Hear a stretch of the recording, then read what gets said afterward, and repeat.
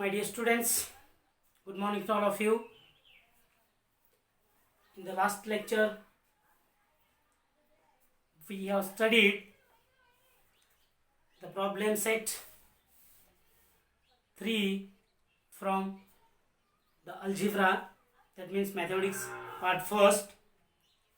Now today in this lecture we are going to start the second part of mathematics, that is geometry, and in that geometry we are going to start the third chapter, that is circle. And this chapter is very important chapter in the circle because it has the more marks, or it has covers the more marks. In the last year, in the previous class, we have studied the circle. That means we are familiar with the concepts of a circle, basic concepts of a circle. That means the circle, then radius of circle, then diameter of circle, then chord of circle, chord of a circle, tangent of circle, and secant of circle. Secant.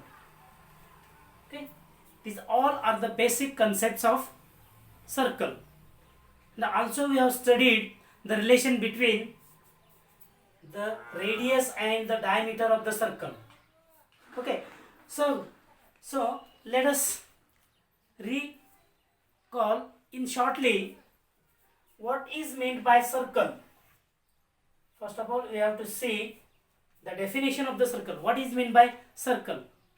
Suppose it is a plane, and in the plane there is a fixed point, and if you have taken all the points around this fixed point, and then we will get such figure, and that is called as a circle.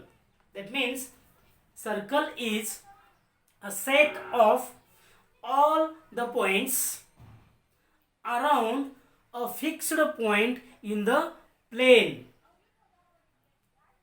That means the circle is a set of all the points around the circle is a set of all the points around the fixed point on the plane is called as a circle. Okay, so here the fixed point on the plane is known as the center of the circle. Suppose it is the center O. O is here the fixed point on the plane. So here O is called as a center of circle. And then radius, the fixed distance, that means the distance of the center and any point on the circle. The distance between the center of circle and any point on the circle is known as a radius of the circle. Okay. Then the diameter, or first of all we have to see the chord. Chord is a segment joining any 2 points on the circle. The chord of a circle is the segment joining 2 points on the circle. It is a chord. And then what is meant by diameter? The diameter is the chord of the circle which passes through the center of the circle. The diameter of the circle is the chord of a circle which passes through the center of the circle. So this is here the diameter. And the relation between the radius and the diameter is that means radius is equal to half of the diameter. or diameter is equal to twice of radius. म्हणजे वर्तुळाची त्रिज्या ही तिच्या व्यासाच्या निमपट असते. त्याचबरोबर वर्तुळाचा व्यास हा त्याच्या त्रिज्येच्या दुप्पट असतो. म्हणजे diameter of the circle is twice of the radius and radius of the circle is half of the diameter. It is the relation between the radius and diameter of the circle. Then tangent. What is meant by tangent? The line which intersect the circle at only one point. म्हणजे जी रेषा वर्तुळाला एकाच बिंदूत छेदते तिला त्या वर्तुळाची छेदिका म्हणतात. टँजंट मीन्स ऑट छेदिका.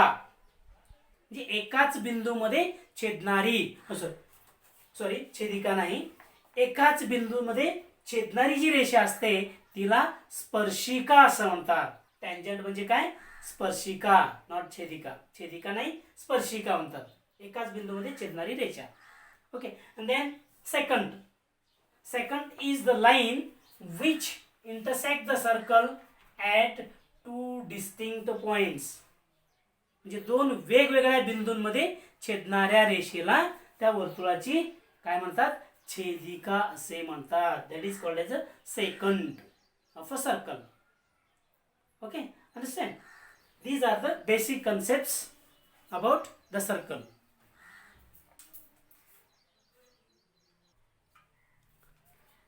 पुन्हा आपण आणखीन काही कन्सेप्ट बघितलंय. That means congruent circles. Congruent circles. आता congruent circles म्हणजे काय? The two circles having same radius.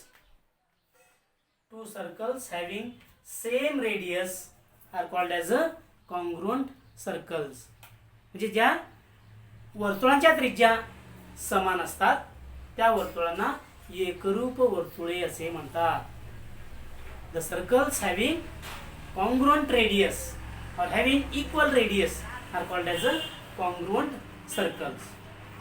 And then concentric circles. Concentric circles.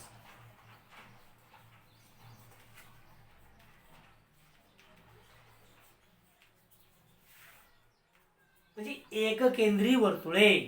Concentric circle म्हणजे काय? एक केंद्री वर्तुळे. It means. And congruent circle means एकरूप वर्तुळे.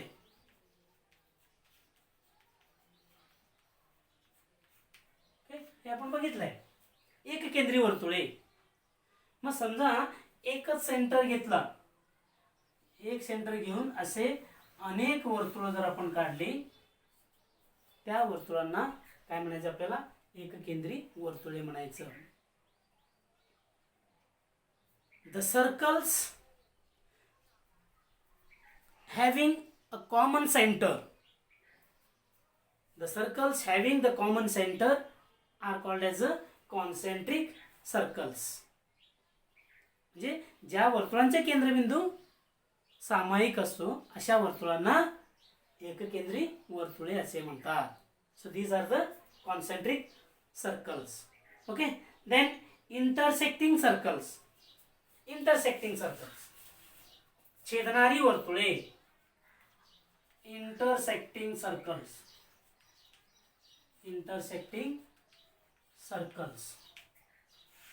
म्हणजे काय? छेदणारी वर्तुळे. Suppose here these are the two circles which are intersecting at two distinct points. So this one and this one, these 2 points are point of intersection of these two circles. So these two circles are called as a intersecting circles. If two circles are, or if two circles have two common points, if the two circles have two common points, then these two circles are called as an intersecting circles. जर दोन वर्तुळांची दोन सामायिक बिंदू असतील तर त्या दोन वर्तुळांना एकमेकांना छेदणारी वर्तुळे असे म्हणतात. Okay. Then again we have studied some properties of chord of a circle. म्हणजे वर्तुळांच्या जीवेचे गुणधर्म आपण अभ्यासलेला होता लास्ट इयर, म्हणजे मागच्या वर्षी 9th मध्ये आपण अभ्यासलेले. आता ते प्रॉपर्टीज कोणते बघा, ते कोणते गुणधर्म बघा. Properties of chords, properties of chords of circle, properties of chord of circle. Okay. आता बघा, आता chords of circle. Suppose here it is a circle. This is the center of the circle and this is the chord of the circle. First of all, first property, it is a circle and O is the center of the circle. If AB is a chord of the circle, if I have drawn the perpendicular from the center to the chord AB, then this chord divided into two equal parts. In a circle, if the perpendicular segment is drawn from the center to the chord, then the chord is divided into two equal parts. हे आपण theorem हे बघितलं की नाही बघा, ही property. मग तीच property आपण थेरम म्हणून बघितली होती. कोणतं थेरम बघा तो, the perpendicular drawn from the center to the chord of a circle bisects the chord. वर्तुळ केंद्रातून जीवेवर काढलेला लंब जीवेस दुभागतो. हा गुणधर्म आपण बघितलेला होता. लक्षात येत आहे. 9th मध्ये असताना पहिलंच थेरम आपण बघितलं होतं बघा, सर्कल मधला पहिलाच theorem. The perpendicular drawn from the centre to the chord bisects the chord. Okay. The next property is there. Suppose here it is a circle. O is the center here. If there are two chords, suppose chord AB and chord PQ, these two chords are congruent. If these two chords are congruent, then the distance of the chord AB from the center, it is the distance. Suppose here OM is the distance of the chord AB from the center, and this is a distance, means ON is the distance of the chord PQ from the center O. Then these two distances are equal here. म्हणजे एका वर्तुळामध्ये दोन जीवा जर एकरूप असतील तर त्या जीवा वर्तुळ केंद्रापासून समान अंतरावर असतात. Means the two congruent chords of a circle are at equidistant from the center of the circle.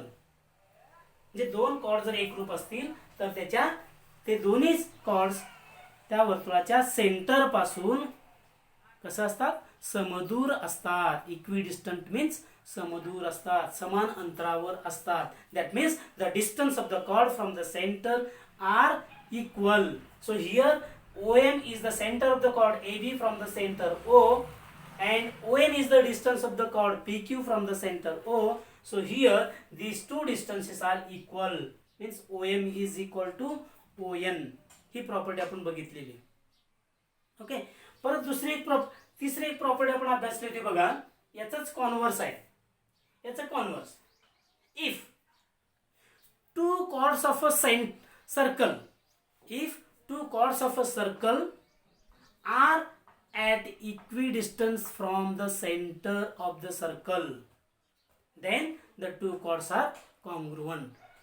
म्हणजे जर दोन जीवा एकाच वर्तुळाच्या दोन जीवा वर्तुळ केंद्रापासून समान अंतरावर असतील तर त्या जीवा एकरूप असतात.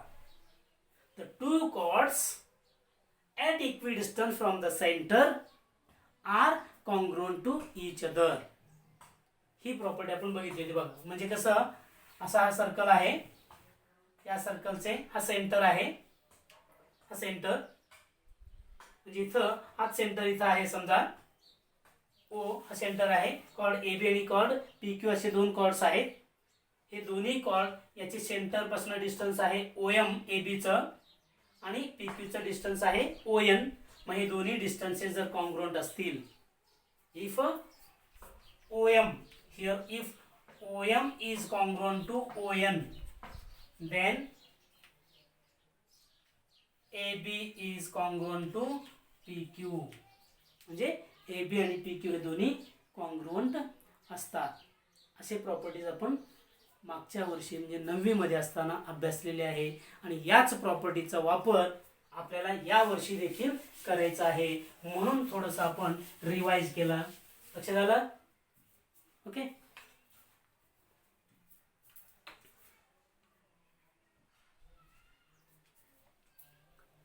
Now in this chapter we are going to study some important concepts.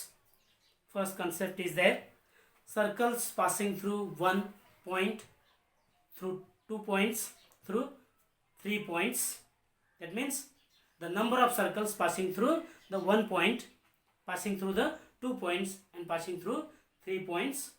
Then the property of secant and tangent. And next circles touching each other means touching circles, त्यालाच आपण स्पर्शवर्तुळ असं म्हणतो. आर्क ऑफ अ सर्कल त्यालाच आपण वर्तुळ कंस असं म्हणतो. Inscribed angle and intercepted arc म्हणजे आंतरलिखित कोन आणि आंतरखंडित कंस.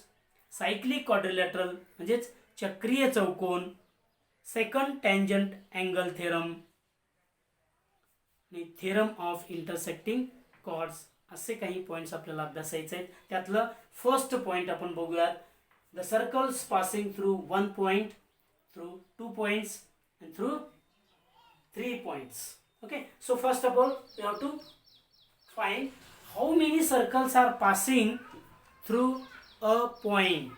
That means through only 1 point. Suppose here a point is there, 1 point is there.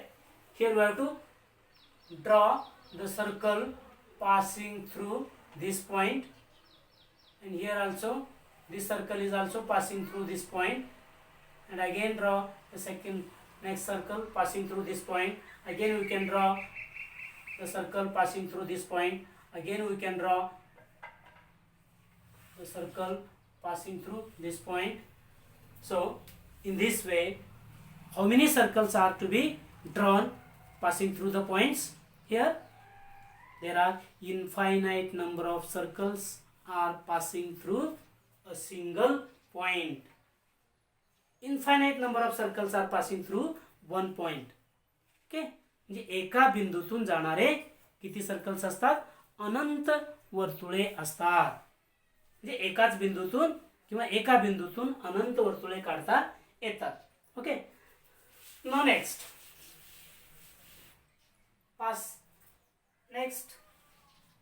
to find the number of circles passing through 2 distinct points. दोन वेगवेगळ्या बिंदूंमधून जाणाऱ्या वर्तुळांची संख्या किती असते, किती वर्तुळे जातात हे आपण काढूया. Suppose take here the 2 points. हे 2 पॉइंट्स आपण घेतले. या 2 पॉइंट मधून जाणार किती वर्तुळ काढता येतात बघूया आता. ठीक आहे, आता या दोन पॉइंटला जोडणार आपण सेगमेंट काढणार.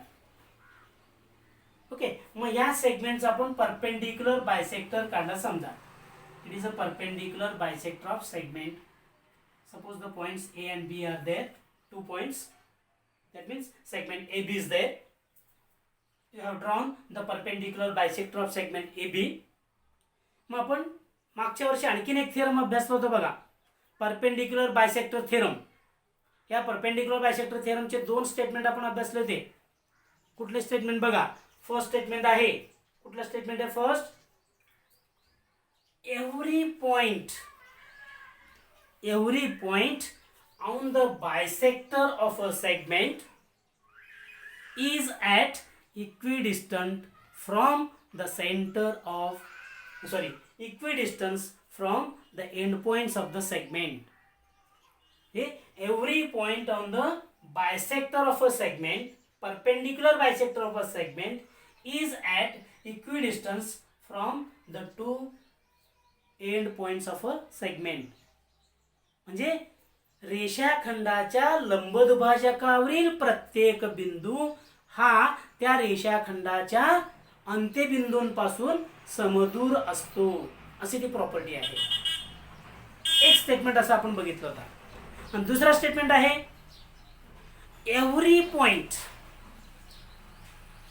Point at equidistance of endpoints of a segment lies on the perpendicular bisector of that segment. Every point which is at equidistance from the endpoints of a segment lies on the perpendicular bisector of that segment. It is a second statement. म्हणजे रेषाखंडांच्या अंत्यबिंदूंपासून समदूर असणारा प्रत्येक बिंदू हा त्या रेषाखंडाच्या लंबदुभाजकावर असतो, असं तो statement आहे. मग ते स्टेटमेंट आपण मागच्या वर्षी बघितलेलं आहे. ते थेरम आपण मागच्या वर्षी बघितलं, 9वीला असताना तो थेरम बघितलेला आहे. आणखीन एक थेरम आपण बघितलं होतं बघा, अँगल बायसेक्टर थेरम. हे थेरम आपण 9वीला बघितलेले. त्या थेरमचा आधार या ठिकाणी आपल्याला घ्यायचा आहे, perpendicular bisector थेरमचा. Suppose you have taken here the point on the this point is on the bisector of segment AB. If you have taken the center of circle as this point and take the radius of, suppose here the point O is there. If you have taken the center of the circle is O and taken the radius OA or OB, because these two are equal here, so the circle will be drawn in this way. The circle will drawn in this way, passing through these 2 points. Okay. Suppose if you have taken the point is here, so this distance and this distance, these two are equal distances by perpendicular bisector theorem. So if suppose it is the point P, so if you have taken the point P as the center of the circle and taken the radius AP or PB, because these two are equal here, these two are also equal. So this circle will be drawn to this way, in this way. Suppose you have taken here the point Q. Suppose these two segments are equal here. Suppose also we can draw the circle passing through the points A and B.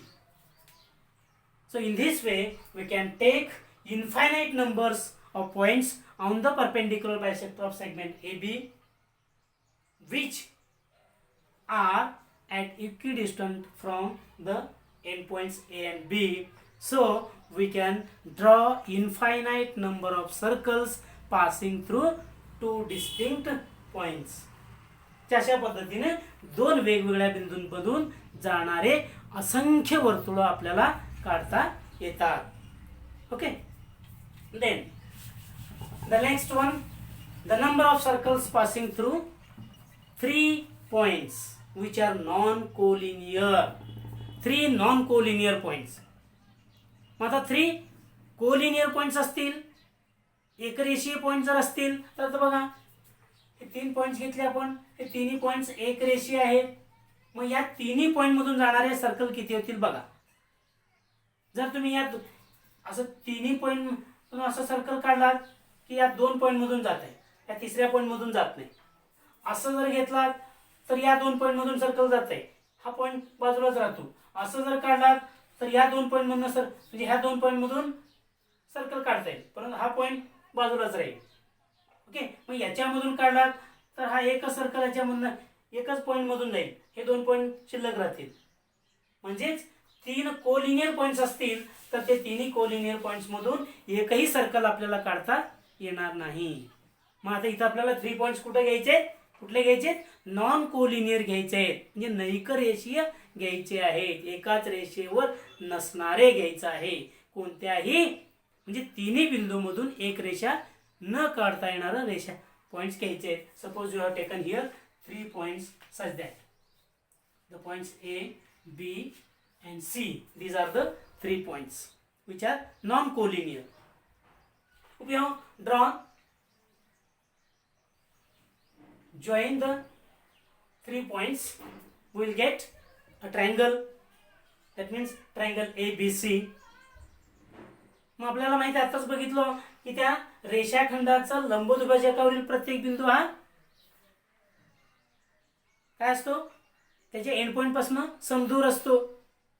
So here याचा perpendicular bisector आपण काढला, पुन्हा याचा perpendicular bisector काढला आपण असं, आणि याचा परपेंडिक्युलर बायसेक्टर काढला आपण. मग तिघांचं जर आपण परपेंडिक्युलर बायसेक्टर काढलं तर काय मिळणार आहे बघा आपल्याला, हे तिन्ही परपेंडिक्युलर बायसेक्टर एका पॉइंट मध्ये छेदणार आहेत. That means all the perpendicular bisectors of a triangle are what mode, concurrent. All the perpendicular bisectors of a triangle are, म्हणजे all the perpendicular bisectors of sides of a triangle are concurrent, म्हणजे एकसंपाती असतात. त्रिकोणाच्या तिन्ही बाजूंचे लंबदुभाजक एकसंपाती असतात, म्हणजेच एकाच बिंदूमधून जातात, म्हणजेच एकाच बिंदूमध्ये छेदतात. ओके, आता बघा हा पॉइंट जर आपण घेतला, हा पॉइंट याही परपेंडिक्युलर बायसेक्टरवर आहे, म्हणजे हा पॉइंट बी आणि सी पासून इक्विडिस्टंट आहे. परत हा पॉइंट ए बी या सेगमेंटवरती देखील आहे, म्हणून हा पॉइंट ए आणि बी पासून देखील इक्विडिस्टंट आहे. आणि हा पॉइंट ए सी च्या देखील परपेंडिक्युलर बायसेक्टरवर आहे, म्हणजेच तो ए आणि सी पासून देखील इक्विडिस्टंट आहे. बरोबर आहे. म्हणजे हा जो पॉइंट आहे, हा पॉइंट ए बी सी या तीनही पॉइंट मधून पॉइंट पासून काय आहे, इक्विडिस्टंट आहे, म्हणजेच समदूर आहे, म्हणजे समान अंतरावर आहे. म्हणजेच या ठिकाणी आपल्याला हा पॉइंट सेंटर घेऊन या तिन्ही पॉइंट मधनं जाणार असा एक सर्कल काढता येतो. असा कोणताही दुसरा बिंदू आपल्याला शोधता येत नाही की जो ए बी सी या तिन्ही बिंदू पासून इक्विडिस्टंट असेल.